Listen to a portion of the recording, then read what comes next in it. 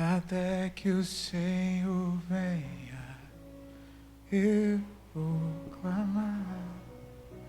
Até que o Senhor venha, eu não vou descansar.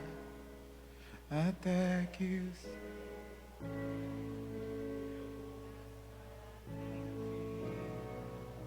diante do teu altar, diante do teu altar, até que o Senhor venha, eu vou.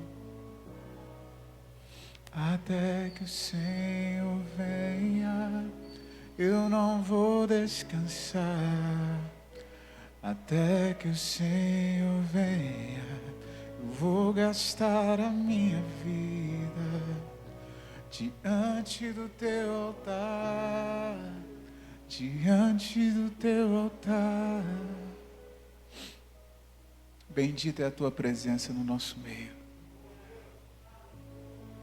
Bendito, exaltado, celebrado é o nome de Jesus no meio do teu povo. Bendita é a presença do Espírito Santo nesse lugar. Bendita seja a tua palavra que nos exorta, nos consola, nos fortalece, nos dirige.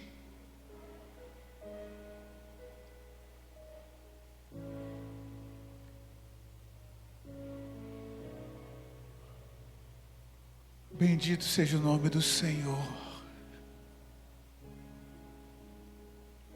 Bendito seja o nome do Senhor. Pai, eu te peço em nome de Jesus. Abra o nosso coração para receber a tua palavra nessa noite. Pai, nós te imploramos que não seja fruto de emoção ou de motivação, mas que seja algo produzido pelo Espírito Santo no nosso coração nessa noite. Por favor, Senhor, quebra toda fortaleza que possa existir na nossa mente, no nosso coração, que nos impede de receber a tua palavra, Senhor. Quebra em nome de Jesus, Senhor. Nós te pedimos. Nós nos comprometemos, Senhor, a te dar toda a honra, toda a glória, todo louvor, toda a dignidade, toda a exaltação. É no nome de Jesus que nós oramos, é no nome de Jesus que nós oramos. Você pode dizer amém, meu irmão? Você pode dar um forte aplauso a Jesus. Aleluia, aleluia, aleluia, aleluia. Abra sua Bíblia comigo, Romanos capítulo 8, a partir do verso 14. Vamos até o verso 19. Enquanto você vai abrindo, eu queria assim agradecer muito, muito mesmo.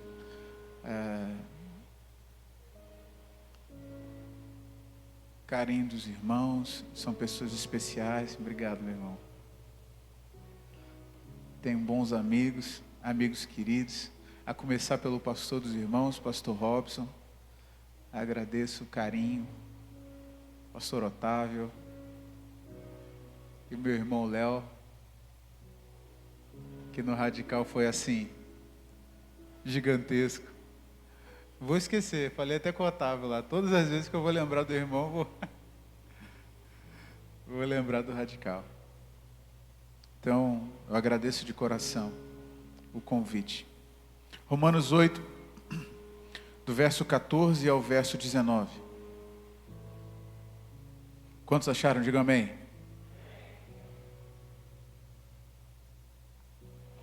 Diz assim a palavra de Deus: pois todos os que são guiados pelo Espírito de Deus são filhos de Deus. Porque não recebestes o espírito de escravidão, para viverdes outra vez atemorizados, mas recebestes o espírito de adoção, baseado no qual clamamos, Abba, Pai. O próprio Espírito testifica com o nosso espírito de que somos filhos de Deus. Ora, se somos filhos, somos também herdeiros, herdeiros de Deus e co-herdeiros com Cristo. Se com Ele sofremos, também com Ele seremos glorificados. Porque para mim tenho por certo que os sofrimentos do tempo presente, aleluia, não podem ser comparados com a glória que há de ser revelada em nós. A ardente expectativa da criação aguarda a revelação ou a manifestação dos filhos de Deus. Sabe, essa palavra saltou o meu coração. Estava falando com os irmãos do louvor aqui antes de começar a celebração, que essa palavra saltou o meu coração. Nessa semana, junto com uma outra, eu fiquei pedindo a Deus direção, porque eu acredito que Deus tem algo especial. Todas as vezes que Deus fala conosco, Deus fala diretamente a nós. Dá para você entender, sim ou não? Eu pedi muito a Deus que não fosse uma palavra genérica ou uma palavra que fosse em âmbito geral, mas que fosse específica para o seu coração. Sabe, quando eu vim para cá, eu orei por você. Eu clamei a Deus pela sua vida. E o Senhor veio trazendo confirmação nessa palavra. E um tema brotou no meu coração. Um tema sobre aquilo que a gente precisa pensar nos dias de hoje. E esse tema é desenvolvendo a nossa maturidade. Como desenvolver a nossa maturidade? Uma intimidade que gerará maturidade. E antes da gente entrar no texto, eu queria te dar o contexto desse texto, para que você saiba, ou a gente consiga refletir claramente sobre aquilo que está sendo dito nesse trecho de Romanos 8. Basicamente é um pano de fundo. A carta foi escrita com um propósito definido. E qual o propósito, pastor? A carta aos Romanos foi escrita, dentre tantos fatores, um dos fatores é que ela foi escrita para fortalecer a fé dos cristãos romanos. Eu queria que você, assim, não sei se está com caneta, mas absorvesse na sua mente, porque isso vai ser de grande utilidade para nós. A carta aos Romanos, ela foi escrita para poder fortalecer a fé dos irmãos romanos. Paulo não havia fundado a igreja romana, fora outra pessoa que fundara a igreja romana. Roma era o centro do mundo, ou seja, era uma grande metrópole, era um lugar onde muitas pessoas transitavam e passavam. E o que estava acontecendo naquele tempo era uma divisão da igreja de Jerusalém com a igreja de Roma. Como assim, pastor? A igreja de Jerusalém, ela era uma igreja que tendia ao judaísmo, ou seja, era judaizante. Ela tinha práticas, ela aceitava o Cristo, aceitava a fé, aceitava a graça, aceitava o dom do Espírito e os dons do Espírito. Mas a igreja de Jerusalém, ou a igreja de Israel, era uma igreja judaizante, ou seja, sempre tentava trazer os cristãos à religiosidade ou à religião judaica. Isso estava entrando em conflito com a igreja romana, que era uma igreja completamente gentílica, ou de grande parte gentílica. O que é isso, pastor? Eram pessoas que não praticavam a fé judaica. Eram pessoas que foram evangelizadas. Então começou a surgir uma tensão entre os judeus e os gentios em Jerusalém. Os judeus eram muito puristas. Eles queriam ser puros demais, eles queriam observar demais a lei, por conta do judaísmo. E os romanos, por conta da revelação da graça e por conta de entender a revelação da graça, os romanos se sentiam superiores aos judeus.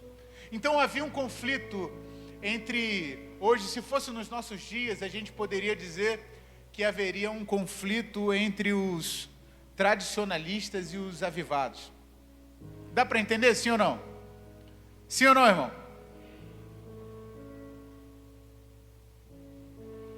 E nesse sentido, Paulo escreve uma carta, e é a carta aos Romanos, e Paulo escreve essa carta para dar uma direção ao povo de Deus. Então, a segunda coisa, na verdade, que o pano de fundo vai nos ensinar. A primeira coisa é que o propósito da carta é fortalecer os irmãos na fé. E o segundo propósito da carta é dar uma direção ao povo de Deus. Sabe, num momento onde a gente liga a televisão e tem tanta gente falando uma infinidade de coisas.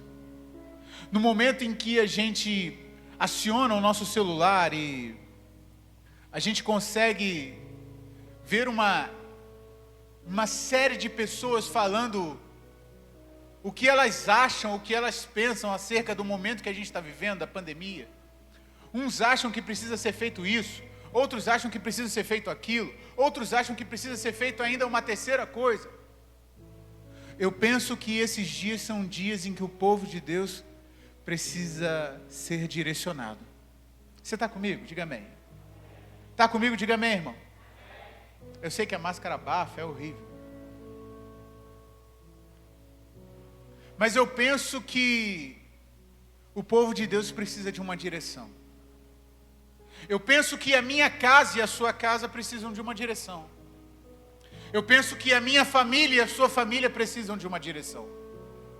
Eu penso que o meu casamento, os meus filhos, como eu lido com o meu dinheiro, ou como eu vou sair na segunda-feira, amanhã, para trabalhar, eu preciso de uma direção.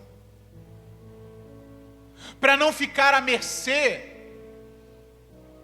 daquilo que está sendo dito pela ciência, ou pelo mundo, ou pelos estudiosos. Eu penso que nós precisamos de uma direção nessa noite. Será que você está disposto? Será que você está disposto? Uma direção para o povo de Deus. E a primeira coisa que o texto vai falar aqui a partir do verso 14 é que, pois todos os que são guiados pelo Espírito de Deus são filhos de Deus. Pois todos os que são guiados pelo Espírito de Deus são filhos de Deus.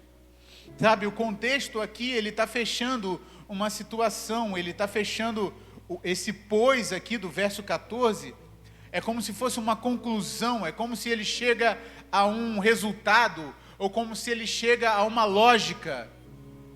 E como assim, pastor? É porque antes ele vem tratando da lei do pecado, da carne, do movimento da carne, daqueles que dependem da carne ou daqueles que dependem do Espírito. E via de regra, a gente pensa que o pecado, aqui citado, ou a lei do pecado, é tão somente aquelas coisas odientas, ou aquelas coisas, como que eu posso exemplificar? Aquelas coisas que são ruins a nós, que causa vergonha, que causa asco, sabe? Aquelas coisas, aqueles pecados que são marginalizados, aquelas coisas que, infelizmente, a gente tende a colocar numa prateleira superior.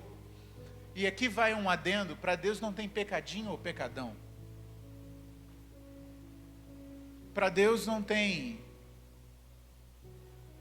pecado mais grave ou menos grave, porque todos os pecados destituídos estão da glória de Deus.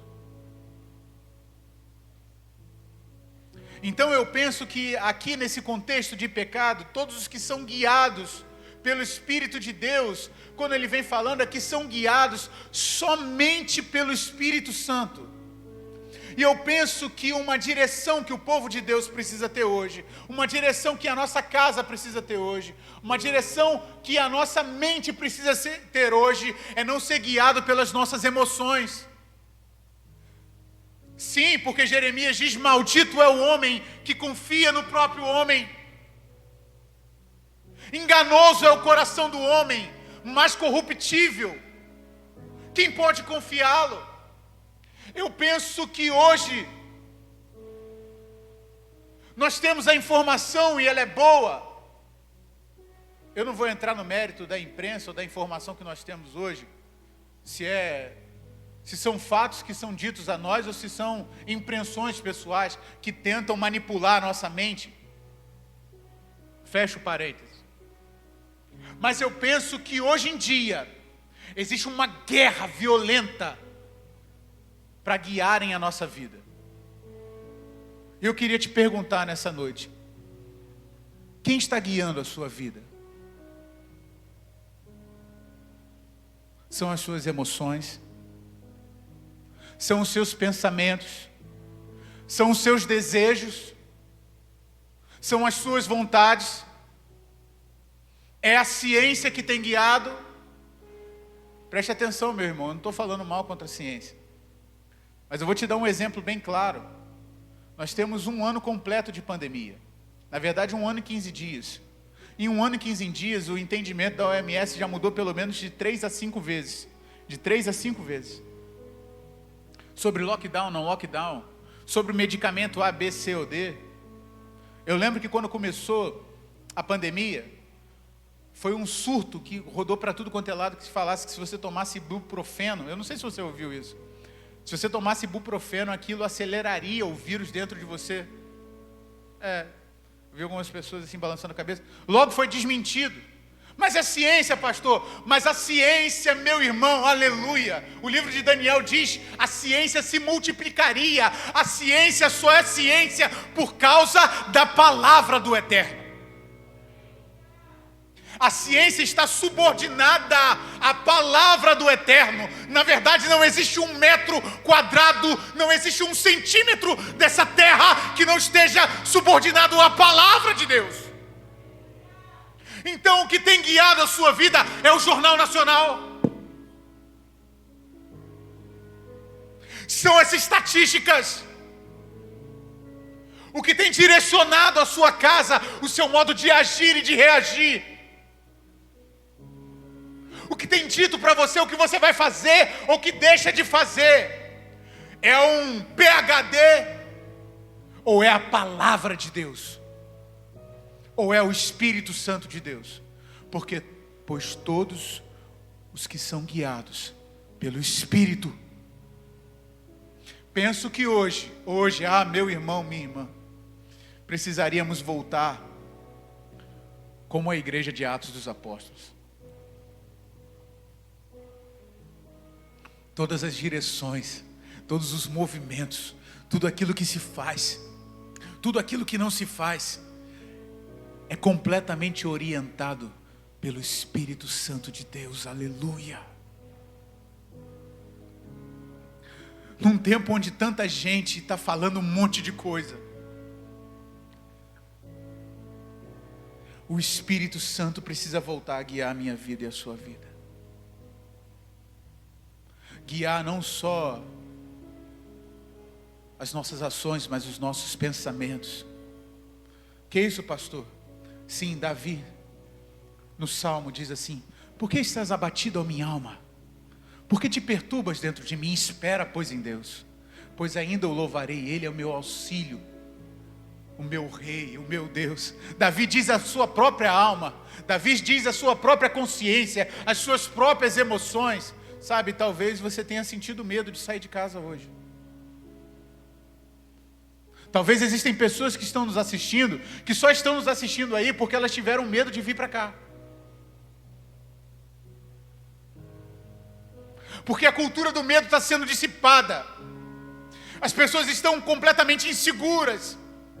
Elas estão completamente debilitadas, vacilantes, oscilantes, aleluia. Mas os que confiam no Senhor são como os montes de Sião, que não se abalam, mas permanecem para sempre.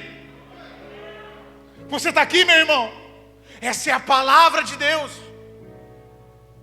Seja guiado por Deus. Seja o seu casamento guiado por Deus. Aleluia. Sabe, são filhos, o texto diz assim: porque se você está sendo guiado então você é filho, aleluia, aleluia.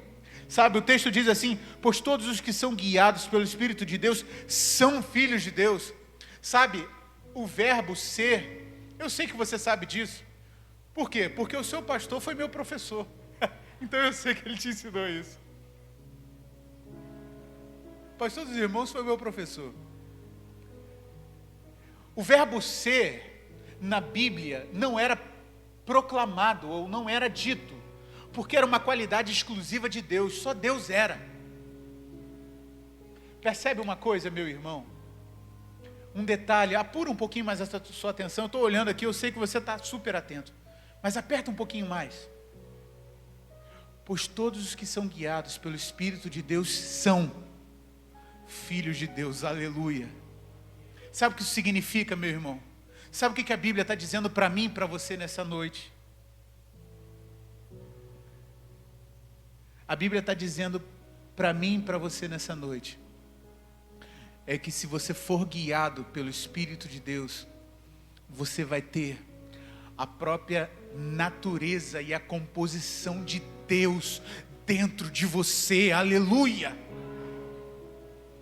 Pastor, eu não entendi, eu não consegui compreender.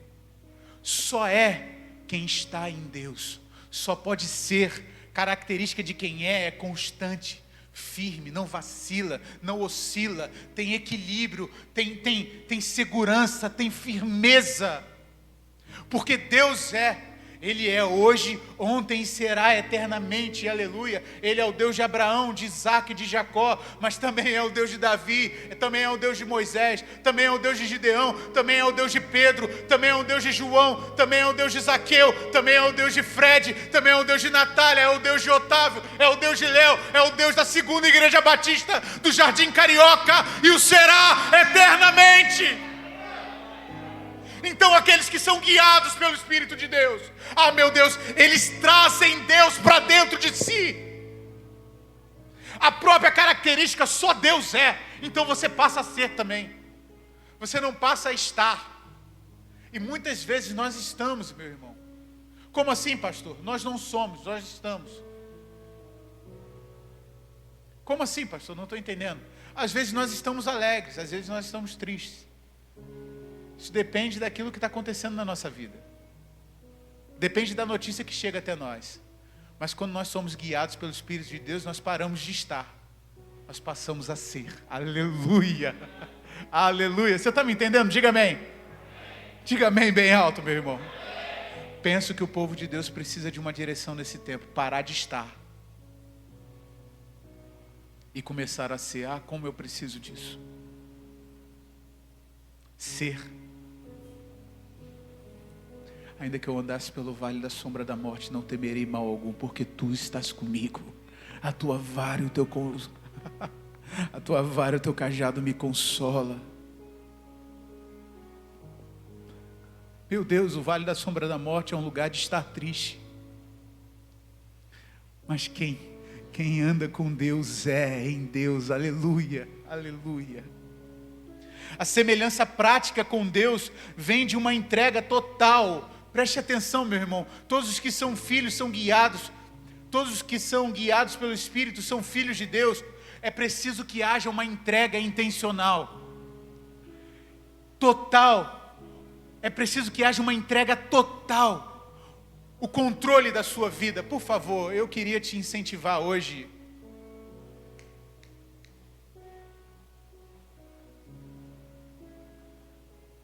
A soltar o cabo da nau. Abre mão. Abre a mão do controle da sua vida. Abre mão do governo da sua vida. Entrega no altar de Deus hoje. Pega o teu casamento. Pega as tuas finanças. Aleluia. Pega os teus filhos. Pega os teus pais. Quanta gente preocupada com os pais, com os idosos. Pega tudo que é teu. Entrega para Deus. Numa entrega voluntária. Uma rendição completa e total, aleluia. Esta é a prova de que somos filhos, porque tudo na nossa vida será guiado pelo Espírito Santo de Deus, aleluia. E ele continua dizendo, são guiados pelo Espírito de Deus, são filhos de Deus. Por que, pastor, que a gente tem que entregar tudo?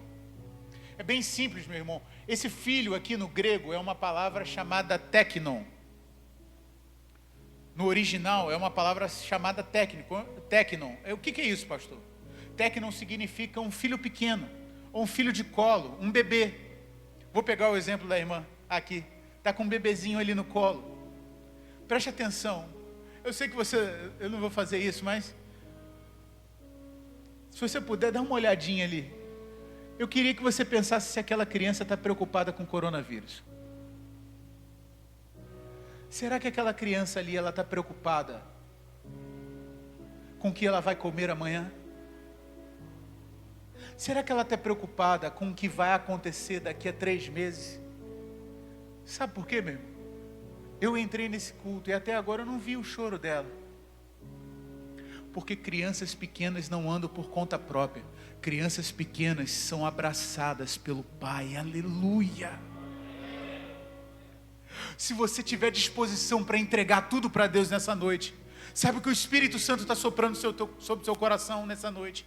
É que a semelhança daquele bebezinho que está ali, Deus, você não vai andar mais sozinho. Deus vai te pegar no braço, aleluia, vai te carregar e vai fazer você transportar esse lugar de medo, de insegurança, de incerteza, porque você é como um filho pequeno que Deus carrega no seu braço, aleluia. Eu não sei quanto a você, mas isso, meu irmão, me encoraja de uma maneira muito grande, porque Deus está me dizendo nessa noite que eu não estou por conta da minha habilidade.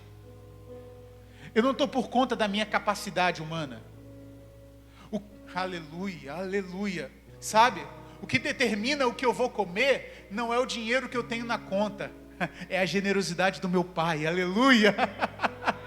O que determina aonde os meus filhos vão estudar não é a minha capacidade de desenvolver. Tudo isso é muito bom. Está me entendendo, sim ou não, irmão? Eu não estou falando mal contra emprego, eu não estou falando mal contra estudo. Dá para entender isso? Isso é lógico, isso é básico. Amém? Mas você não está por conta dessas coisas, porque essas coisas falham, mas Deus não falha, aleluia. Então não importa. Até a falta que às vezes nós temos, não é falta. É Deus suprindo a nossa vida. Porque se Ele deixa faltar alguma coisa, é para que a gente seja forjado no caráter dEle, aleluia. Sabe, se você tiver ousadia para entregar tudo para Deus nessa noite, a palavra dEle está te dizendo que Ele vai te carregar como um pai carrega o seu filho nos próprios braços. É isso que está sendo dito aqui. E o verso 15 diz assim: pois não recebestes o espírito de escravidão para viverdes outra vez atemorizados. E quantos, meus irmãos, quantas pessoas você conhece que têm estado atemorizadas nesse tempo? Cheios de temor. Porque vocês não recebestes um espírito de escravidão. Isso é escravizador. Meu Deus.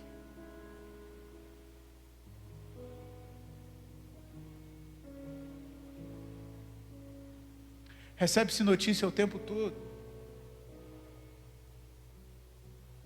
de pessoas, de pais de família. Esses dias mesmo eu recebi no WhatsApp a notícia de um pai de família que se suicidou porque não tinha mais o recurso financeiro para sustentar a sua casa. Ah, meu irmão. Sabe, eu não sei precisar aqui para você, mas você sabe quantas pessoas desenvolveram nesse ano de pandemia síndrome do pânico? Síndrome de ansiedade. Você sabe quantas crianças têm desenvolvido transtornos psicológicos? Você sabe quantas pessoas têm desenvolvido depressão? Antes da pandemia, o Brasil já estava no 2º lugar em suicídio entre jovens entre 17 a 25 anos de idade. Como que você acha que está hoje? Deus não te deu um espírito de escravidão para viver atemorizado, aleluia, mas recebemos um espírito de adoção, aleluia, baseados no qual clamamos Abba, Pai. Sabe, e aqui não basta ser só filho, não basta ter só a certeza de que Deus nos carregará no colo. Aqui o Espírito Santo está soprando ao nosso coração nessa noite, através da sua palavra, que Ele quer ter intimidade conosco, aleluia. Porque Abba, eu não sei se vocês já tiveram a oportunidade, eu estou assistindo lá em casa, eu e minha esposa, a gente está assistindo aquela série, The Chosen. Não vou perguntar se você já assistiu não, porque semana passada aqui no Congresso Radical passei uma vergonha. Ninguém sabia do filme que eu estava falando. Mas a série é The Chosen, ou Os Escolhidos. É uma série cristã que tem sido desenvolvida. E ali, em alguns capítulos ali, vem uma criança pequenininha correndo para um senhor mais velho e vira para ele e chama assim: Abba, eu estou com medo. Abba, eu estou com medo. Uma menininha.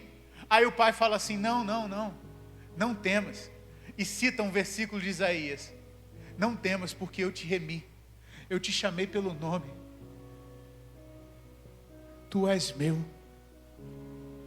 Talvez nessa noite você precise ouvir o Espírito Santo soprar no seu coração, uma voz doce, mansa, suave, e tão profunda e tão intensa, que vai atravessar a sua alma, dizendo assim: não temas, eu te remi, eu te chamei pelo nome, você é meu, você é minha.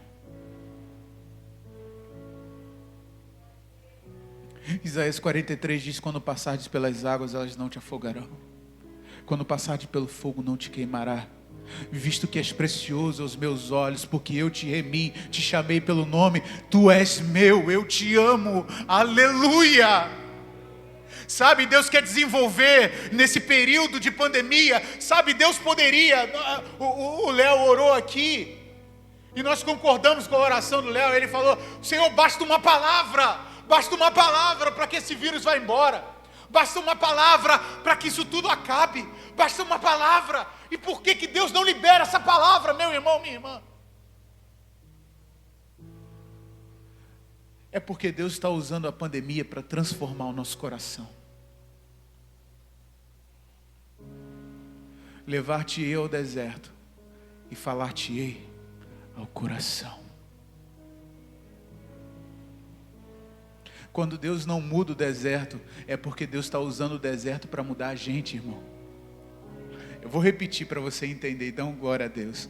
Quando Deus não transforma o nosso deserto, é porque Deus está usando o deserto para transformar a gente.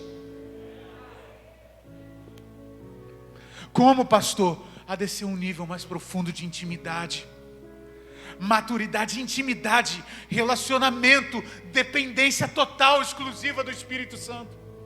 É isso que ele está dizendo aqui. Intimidade, dependência, aleluia. O verso 17 e 18 diz assim: ora, se somos filhos, somos também herdeiros, herdeiros de Deus e co-herdeiros com Cristo. Se sofremos com Ele também seremos glorificados, aleluia. Só que esse filho aqui continua sendo um filho pequeno, percebe? Sim, pastor, eu estou entendendo, é um filho pequeno. Aonde o senhor está querendo chegar com isso? É simples, meu irmão. Ele está dizendo aqui, olha, o verso 17: se somos filhos, somos também herdeiros. Deixa eu te perguntar uma coisa. Você acha mesmo, nem juridicamente isso é viável, só nos tempos medievais que crianças de 7, 8, 10 anos de idade assumiam tronos como reis? Mas você acha que hoje, se você tiver uma grande fortuna, tá ok? Ou os bens que você tem, e você morreu hoje, você tem um filho de 6 anos, ou você tem alguém que você queira deixar, de uma criança, ou um bebê de colo, você acha que ela vai poder tomar posse dessa herança agora, sim ou não?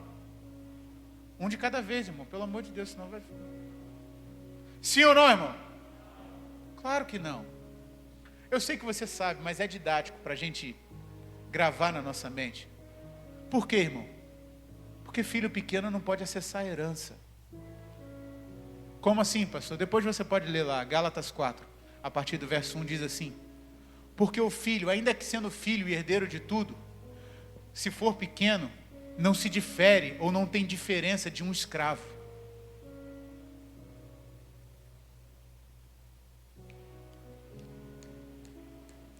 É maravilhoso depender de Deus. É maravilhoso. É maravilhoso.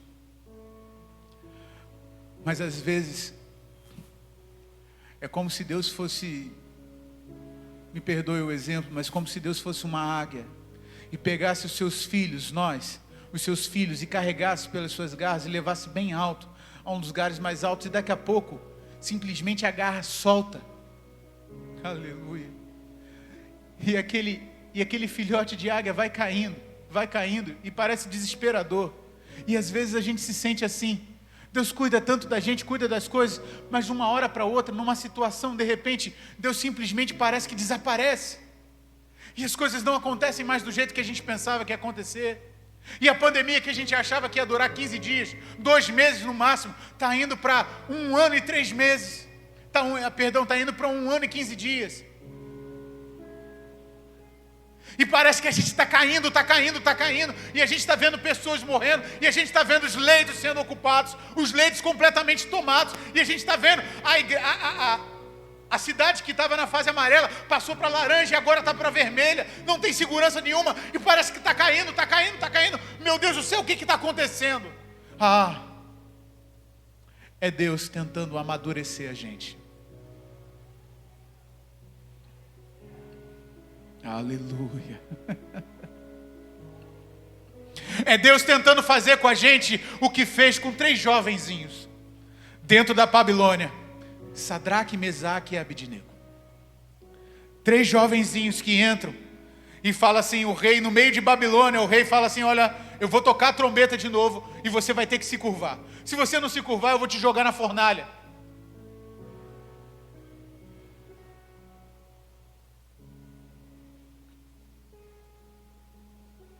Aqueles jovens viviam em Judá.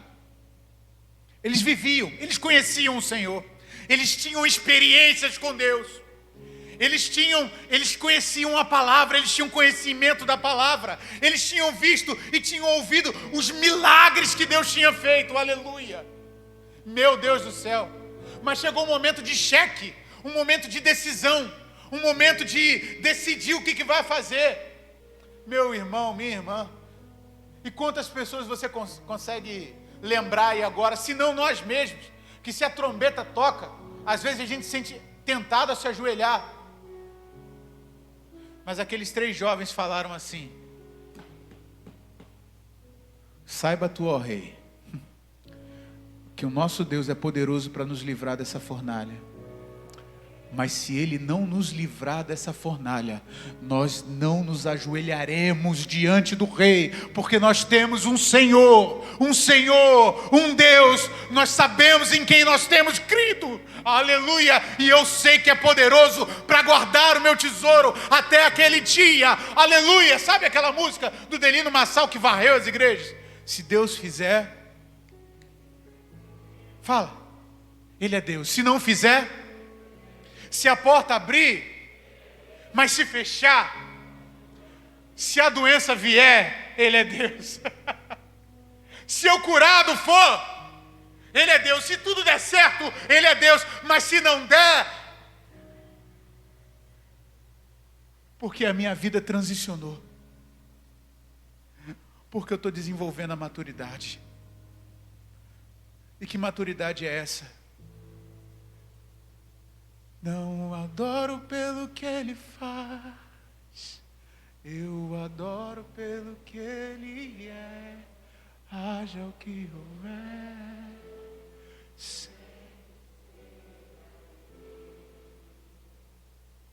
Não adoro pelo que Ele faz, eu adoro pelo que Ele é, haja o que houver. Sempre sei. O apóstolo Paulo, Atos, capítulo 20, chega um profeta para ele e fala assim: olha, não vai para Jerusalém, porque se você for para Jerusalém vão te matar, vão te prender e vão te açoitar. Sabe o que o apóstolo Paulo disse? Porque quanto a mim, eu não tenho a minha vida por preciosa, contanto que eu cumpra com fidelidade a carreira que me está proposta, e o ministério de pregar o Evangelho do Senhor Jesus Cristo. Pessoas que atravessaram o Jordão, pessoas que foram longe demais, pessoas que fluíram, pessoas que amadureceram, pessoas que desenvolveram a sua fé, que não precisam mais ver para crer, elas creem porque elas sabem, porque a fé transportou, ultrapassou o limite do sentimento. A fé não sente, a fé sabe. A fé não sente, meu irmão, a fé sabe. E eu penso que a igreja brasileira precisa desenvolver, precisa dessa direção. Eu penso que eu e você precisamos desenvolver. O dia que não tiver vontade de cantar, o dia que nascer cinza, escuro, o dia que a dor vier, o dia que o lamento sobrevier, meu Deus do céu. Se somos filhos, somos também herdeiros, aleluia. Amadureça para tomar posse da promessa. Sabe o que é isso, meu irmão? Sabe o que essa pandemia significa para nós? Significa processo. Deus está nos amadurecendo. Deus está nos transformando. Deus está esticando a nossa fé. Foi isso que eu ouvi hoje. Sabe o que Deus está fazendo com você? Esticando a sua fé. Esticando a sua fé. Não basta se identificar com Cristo na cruz. É preciso experimentá-lo na experiência pessoal. As dores, a saúde, o desemprego, o abandono, a traição. Estas coisas forjam a gente. A pandemia tem forjado a gente. Elas nos preparam, meu Deus, essas provas, elas não contradizem a promessa de Deus, elas confirmam a promessa de Deus, aleluia. Aleluia, meu irmão, você está aqui? O verso 18 diz assim: porque para mim eu tenho por certo que os sofrimentos do tempo presente não podem ser comparados com a glória que há de ser revelada em nós, aleluia, aleluia. Ah, meu irmão, minha irmã, eu queria que você cresce, pudesse abrir o seu coração para crer de uma maneira tão poderosa, intensa e profunda. Que os sofrimentos desse tempo, eu não sei o que você tem passado.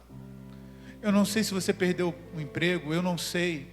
Eu não sei se a sua despensa está cheia. Eu não sei se tem parentes seu ou amigos seus que estão exatamente agora internados num dos hospitais pelos quais nós oramos. Eu não sei. Eu sei que os sofrimentos desse tempo presente não se comparam com a glória que há de ser revelada pela igreja de Jesus Cristo.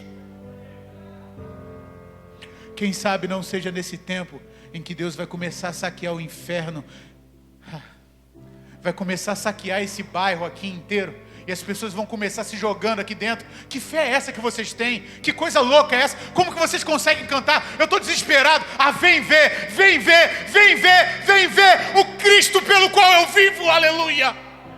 Quem sabe não chegou a hora dos vizinhos começarem a ouvir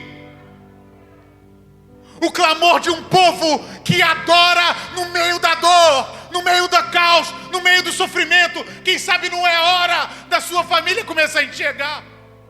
Que fé louca é essa que essa pessoa está vivendo? Que a minha esposa está vivendo, que o meu marido está vivendo, que os meus filhos, meu Deus, que é isso? O que minha avó está pensando? Meu Deus, eu preciso disso, aleluia!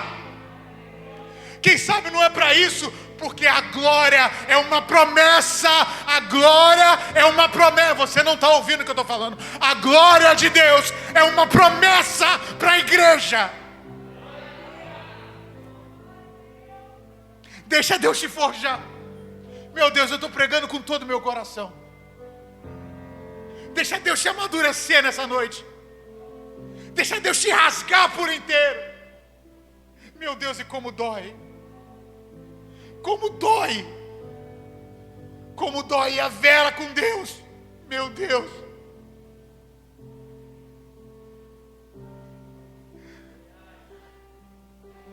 Ah, Espírito Santo, Espírito Santo.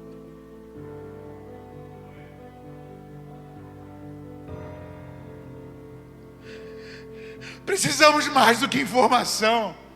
A igreja não precisa de um folheto. A igreja não precisa de um prédio melhor. A igreja não precisa de mais um ar-condicionado. A igreja precisa do poder do Espírito.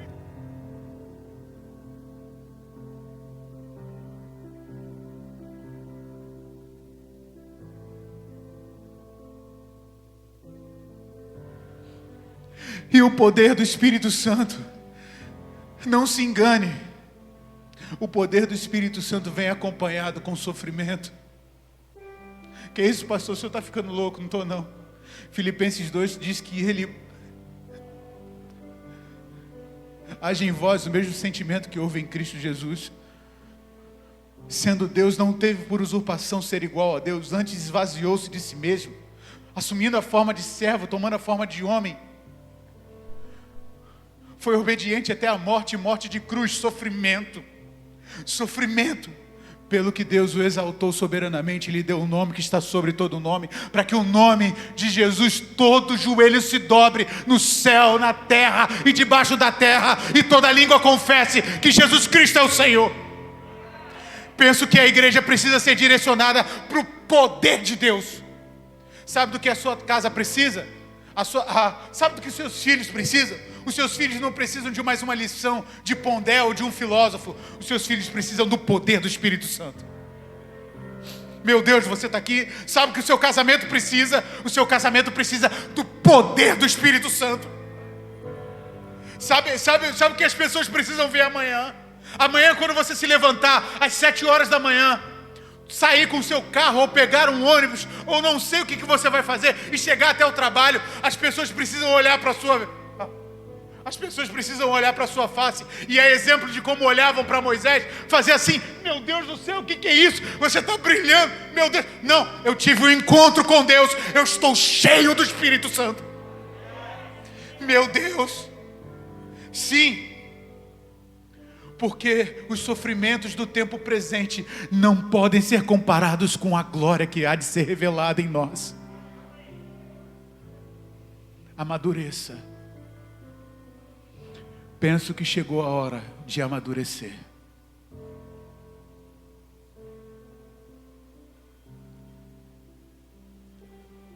Por quê, pastor? O verso 19 aqui a gente acaba. Porque o mundo aguarda com ardente expectativa, aleluia, a manifestação dos filhos de Deus. Pastor, mas você falou, aleluia, você falou que filhos era tecno, que filhos era filho pequeno. Aí tem um detalhe maravilhoso. O verso 19 já não é mais tecno, é outra palavra no grego. Que palavra é essa, pastor? É uma palavrinha chamada ruios, que significa filhos maduros. Aleluia. Filhos desenvolvidos. Filhos que desenvolveram a sua fé no meio do fogo, foram forjados. E é exemplo de Sadraque, Mesaque e Abidnego. Meu Deus, quem sabe não chegou a hora. Sabe, eu estava me questionando, eu estava com minha esposa lá em casa, eu falando assim: meu Deus, tem tanta gente na igreja morrendo. Não podia ser como nos tempos do Egito, onde o anjo do Senhor passava na nossa casa, a gente pintava uns umbrais das nossas portas e o anjo da morte passava e não morria ninguém nosso, morria só dos outros. Não podia ser assim. Mas por que Deus está fazendo isso? Por que está tanta gente da igreja morrendo? Ah, meu irmão,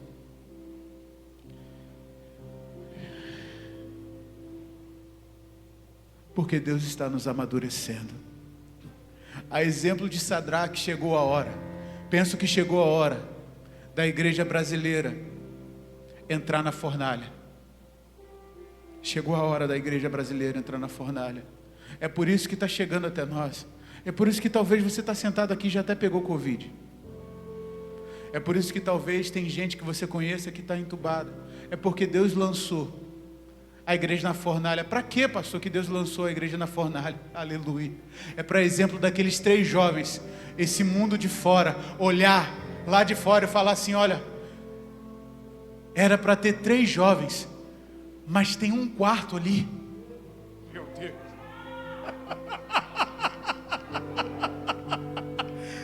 quarto ali. E quem é esse quarto? Esse é estranho, ele é diferente. Ele tem a semelhança do Filho dos deuses. Aleluia, aleluia, aleluia. Chama esses 3 meninos para cá. Tem 4, mas só saem 3. Quando saem 3, aleluia, saem dentro da fornalha. Sabe o que acontece? O texto diz que o rei que mandou os jovens se ajoelhar, o rei que mandou os jovens se ajoelhar, agora fala assim: a partir de hoje, quem não se ajoelhar ao Deus de Sadraque, de Mesaque e Abidnego será morto, porque só existe um único e verdadeiro Deus nessa terra. Chegou a hora de, quando a igreja sair dessa fornalha que se chama pandemia, o governo federal, o governo estadual, o governo municipal, a mudança não vai vir num partido A, B ou C. A mudança não vai vir com o nome A, B ou C. A mudança não vai vir quando a educação melhorar. A mudança não vai vir, aleluia, quando o saneamento básico melhorar. Tudo isso é muito bom, é útil, mas a mudança vai vir quando a igreja se levantar de dentro da fornalha e disser: a Ele pois a glória eternamente. Olhem para Ele, olhem para Ele, olhem para Ele. É isso que o mundo aguarda. É isso que o verso 19 está dizendo, e o mundo está esperando. Eu quero te dizer uma coisa: o culto vai acabar daqui a pouco, e o mundo está esperando quando você passar por aquele portão daquele muro verde.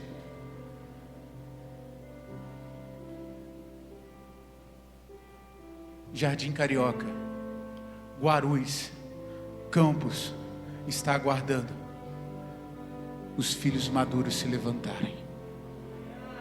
Curva a sua cabeça em nome de Jesus. Os filhos maduros são guiados pelo Espírito, não pelas emoções, pela razão, pelo sentimento, por conselhos, mas pela intimidade que gerou maturidade. Por meio da palavra da fé posicionada, serão revelados. Chegou a hora de amadurecer e ser quem Deus te chamou para ser. Chegou a hora, chegou a hora, chegou a hora, meu irmão, minha irmã. Eu queria que você não se dispersasse. Feche seus olhos, por favor.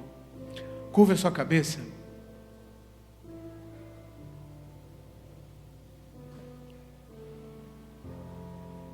Curva a sua cabeça. Pai, completa a tua obra no nosso meio nessa noite. Por amor do teu nome. Eu sei que o teu Espírito Santo passeou nesse lugar. Eu sei que o teu Espírito Santo nos visitou nessa noite. Senhor, nós abrimos o nosso coração, nós te damos liberdade para fazer aquilo que o Senhor precisa fazer. Nós te pedimos em nome de Jesus. Quebra toda a fortaleza que existe dentro do nosso coração nessa noite, para que a gente se posicione na tua presença.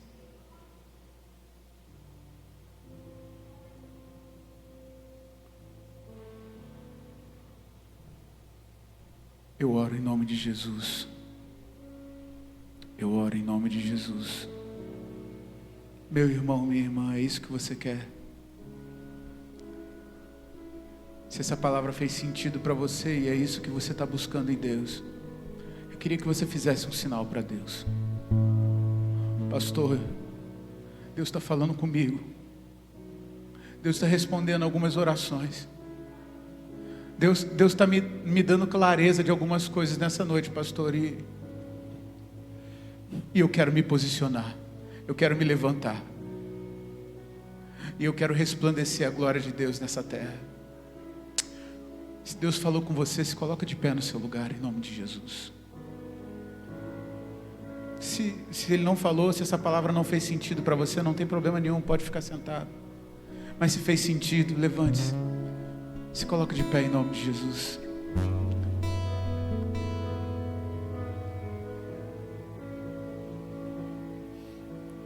Eu queria te motivar agora, enquanto o ministério vai tocar. Levanta a tua mão, faça a tua própria oração. Não espera a gente se movimentar. Agora é você e Deus. Fale com Deus: Senhor, eis-me aqui. Senhor, eis-me aqui. Senhor, eis-me aqui. Manifesta a tua glória na minha vida. Eu preciso ser cheio do Espírito Santo. Eu quero ser cheio do Espírito Santo. Senhor, eu quero que o Senhor encha o meu casamento com o Espírito Santo. Eu quero que o Senhor encha a minha casa com o Espírito Santo. Os meus filhos, Senhor, o meu trabalho. Encha-me, Senhor, por favor. Dá-me a coragem necessária. Dá-me a coragem necessária. Aleluia. Ore, meu irmão, minha irmã.